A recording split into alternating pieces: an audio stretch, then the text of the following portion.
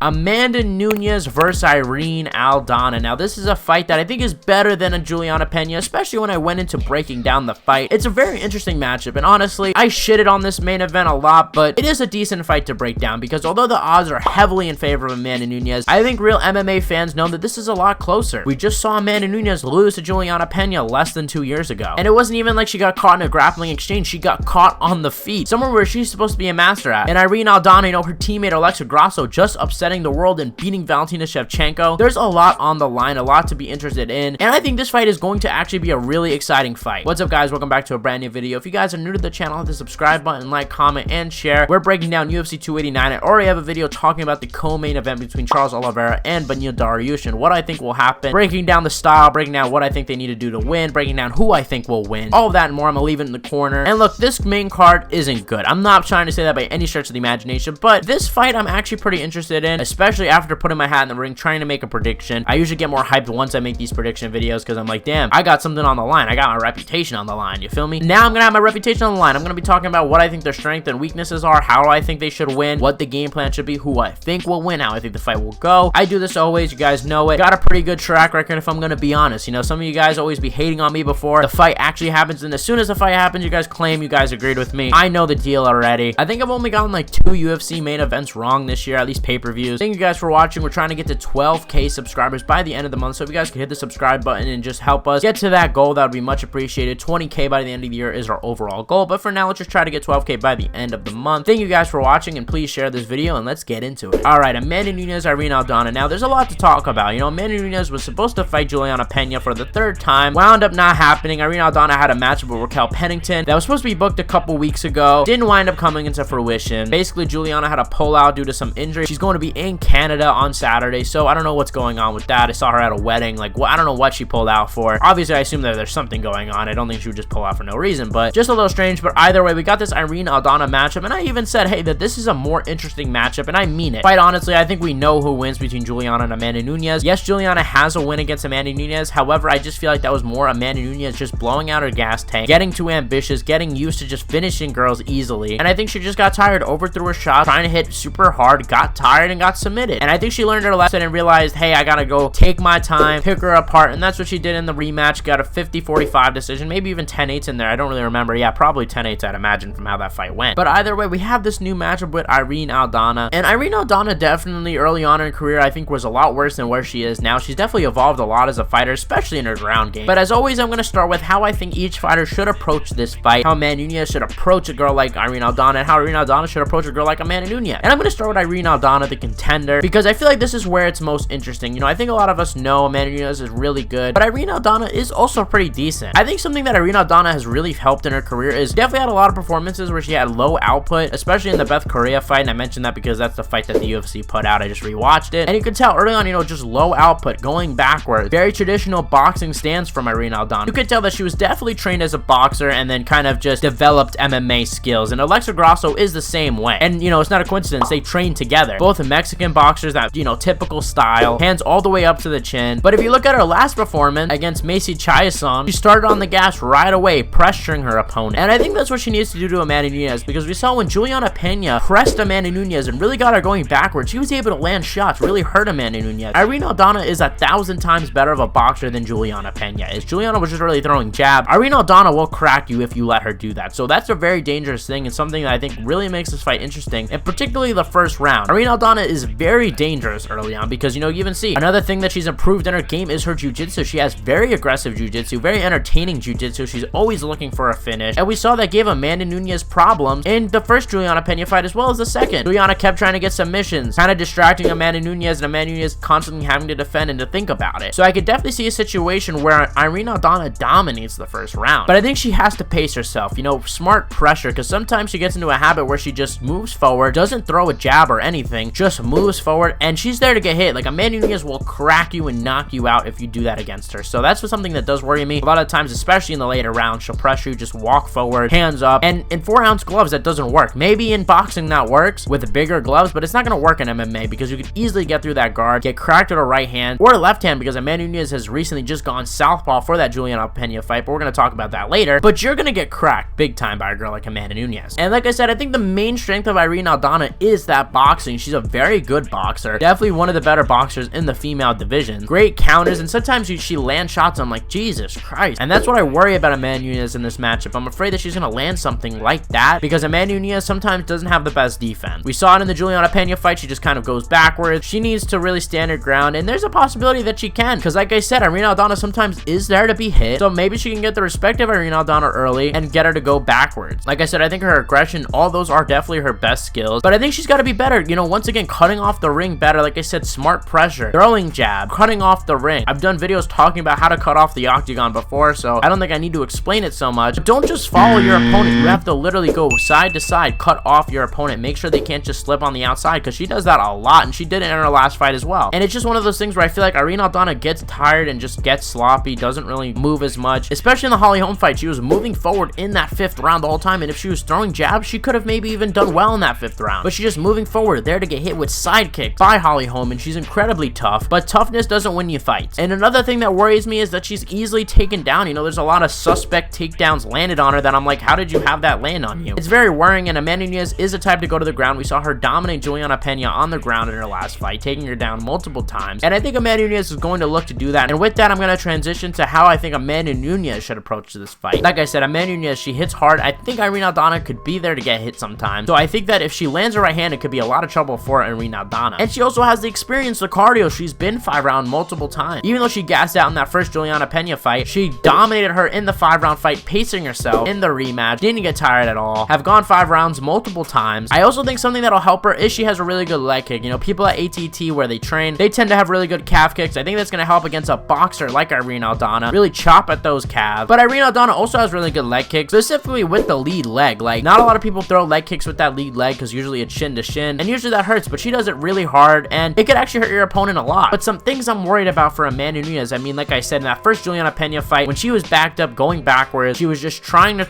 knock her opponent out, and wasn't really facing herself. We saw her fix that in the rematch against Juliana Pena, where she really did pace herself well. I think she's gonna have to pace herself well. Remember, it's a 5-round fight. Irene Aldana especially suffers in those later rounds. I think she's really got to take her time, throw nice straight shots, throw leg kicks, kind of keep it at bay, because if this fight's in the pocket, I got Irene Aldana, because she's a really good boxer, and Amanda Nunes could get very reckless, as we saw in the Juliana Pena fight. But one of the main things I am worried about Amanda Nunes is I feel like it's obvious. I hate saying this about fighters, and I hate when people say it most of the time, how they question their motivation, or they question, you know, how they are now that they're rich. She's opened her own gym. She left ATT. She's got all the money in the world. She's got a family. You gotta wonder, though, the motivation, like, for real. Because that Juliana Pena fight, the choke wasn't really in too much, and people don't talk about this enough. Like, the hooks weren't even in. It didn't even look like she was squeezing. Like, I hate to criticize people like that, because at the end of the day, it's like I'm stepping into an octagon fighting, you know, the number whatever best, and have been a champion for so long, so I do hate criticizing fighters in that regard, but it's like, I'm seeing what I'm seeing, like, legit. Juliana Pena really didn't squeeze on that choke, but I think it's time for my prediction. Enough shitting on Amanda Nunes and her motivation. And I just want to say, I think I was wrong, because a year ago, I kind of questioned Amanda's decision to switch gyms. I kind of took this as a sign of her maybe being lazy, but I actually think it helped improve her. As we know, she went southpaw last time. You know, I really want to see her, you know, mix it up with Irene Aldana, because I think that'll help. She's easily taken down. I think that'll definitely help her in the long run. This fight is actually really interesting to break down, I gotta say. A lot of people are shitting on it. Definitely a better main event than Juliana Pena was. So, what do I think is going to happen in this matchup? Well, I actually, like I said before, I think Irene Aldana is going to do extremely well in the first round. Like, I think she is going to 100% win that first round, be aggressive, land shots. Maybe Amanda Nunes tries to take her down. Irene Aldana gets a lot of close submissions. I've been trying to find out what belt Irene Aldana is. If you guys could tell me in the comment section below, I'm curious to know, because I actually think her jiu-jitsu is pretty decent. Granted, she hasn't gotten too many submissions, but she does go for a lot of attempts, and there are a lot of close attempts. I think after the first round or two, I think we're going to see Irene Aldana's output kind of slow down. I think from there, we're going to see Amanda Nunes start to grapple a little bit more, bring it to the ground, and as it goes down to the ground, Irene Aldana gets more and more tired when you wrestle with her. So I think as the fight goes on, I think Amanda Nunes is going to survive the onslaught, and I think she's going to be able to catch Irene Aldana. And Irene Aldana is tough, I'm not going to lie, but I think she's going to really hurt Irene Aldana a lot of times in the later rounds, and I got Amanda Nunes by decision, maybe 48-47, maybe 49-46, but I think Irene Aldana will win the first round, maybe the second. I think after that, Amanda Nunes is going to dominate. I think the calf kicks are going to add up, the takedowns are going to add up, the wrestling exchanges are going to add up in terms of cardio for Irene Aldana, but it's one of those things where I could also see a scenario where Irene Aldana hurts Amanda Nunes, Amanda Nunes kind of panics once again, and Nunes kind of just throws with full power, trying to knock out Irene Aldana, because Irene Aldana is tough. I'd be very surprised if she's able to finish her, at least with strikes. Maybe she can catch her in a submission, but I'd be very surprised to see if she finishes her with strikes. I think if I were going to put down any prop for this fight, I definitely would consider putting down a prop for Irene Aldana submission, because that prop is probably insane, and I think it's kind of a likely outcome. Irene Aldana might rock Nunes, bring her to the ground, and submit her. I think that's a very possible scenario that could take place, but that's my prediction. I got Amanda Nunes by decision. I know, not a big surprise. I know a lot of people are probably going to pick Amanda, but I hope I broke down the fight well enough that you guys actually don't think I'm just choosing this because she's the big favorite. I actually do have my reasons. I got Amanda Nunes, but it is a tough matchup. I think this should be a little bit closer in odds, maybe in the 100, instead of, you know, being like a minus 500 favorite for Amanda Nunes. So if I were you, put some money on Irene Aldana, but also don't blame me if she doesn't win. I'm warning you, I'm picking Amanda Nunes, but I think it's a decent enough bet to make. But guys, I think that's gonna wrap it up here. This is a longer video than usual, but I actually am really interested in this matchup, as crazy as it sounds. Definitely a close matchup on paper, but we're gonna see on Saturday night. Guys, thank you guys so much for watching. If you guys enjoyed this video, hit the subscribe button, like, comment, and share. Like I said, we're trying to hit 12K by the end of the month, 20K by the end of the year. So thank you guys for watching. You guys are the best fan base in MMA, and I'll see you guys